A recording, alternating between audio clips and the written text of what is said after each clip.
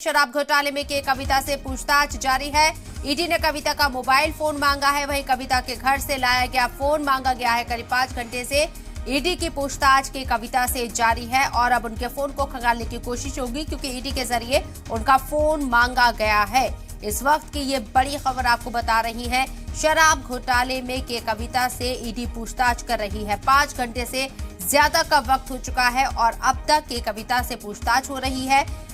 तेलंगाना के सीएम चंद्रशेखर राव की बेटी है के कविता और उनका नाम शराब घोटाले से जुड़ता हुआ नजर आ रहा है और इसी वजह से ईडी उनसे पूछताछ कर रही है। दिल्ली में ईडी ने उन्हें समन भेजकर बुलाया था पूछताछ करने के लिए। के कविता ईडी के दफ्तर में मौजूद है। वहां उनसे 5 घंटे से ज्यादा का वक्त हो चला है पूछताछ होते हुए और अब उनका फोन उनसे मांगा जा रहा है। जो फोन वो घर से लाई है उस फोन को खंगालने की कोशिश ईडी करती हुई नजर आएगी। कि कविता की मुश्किलें क्या और आगे बढ़ती हुई नजर आएंगी। ईडी की पूछताछ कितने घंटे तक चलेगी? क्या ईडी की पूछताछ के बाद कविता को गिरफ्तार किया जाएगा जैसे दीगर मामलों में हमने देखा है मनीष सिसोदिया के साथ हुआ? क्या ऐसा कुछ की कविता के साथ होने वाला है? और इन तमाम जो खबरें बनी हुई हैं, तमाम जो खदशा जाहिर किया जा रहे हैं, इस बीच दिल्ली के अंदर बड़ी तादाद में के कविता के जो हामी हैं वो सड़कों के ऊपर नजर आ रही हैं। उनकी हिमायत में ईडी दफ्तर के बाहर मौजूद हैं।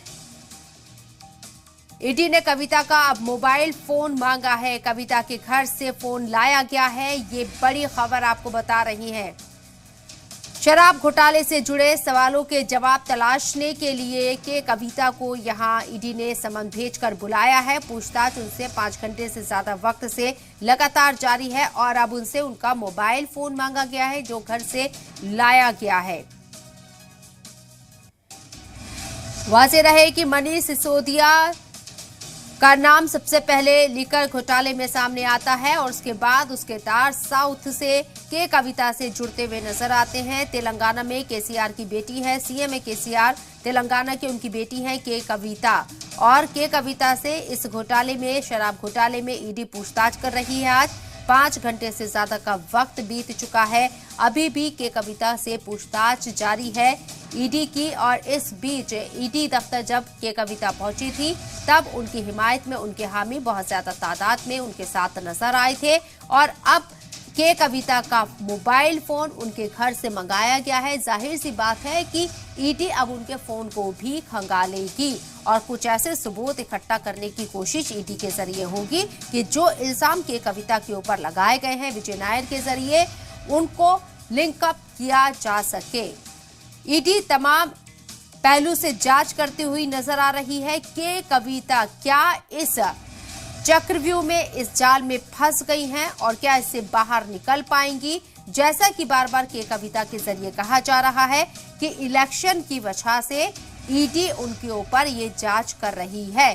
तेलंगाना में इलेक्शन है। इसी साल नवंबर तक अंदाजा लगाया जा रहा है कि शायद वह इलेक्शन असेंबली इलेक्शन हो जाए।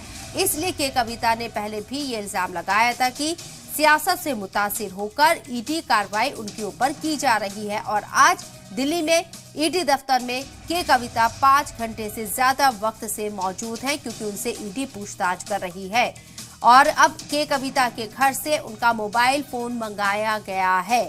5 घंटे से ज्यादा का वक्त हो गया है। के कविता से पूछताछ ईडी अभी भी कर रही है और अब उनके फोन को ईडी खंगालेगी क्योंकि उनका फोन मोबाइल फोन घर से मंगवा लिया गया है।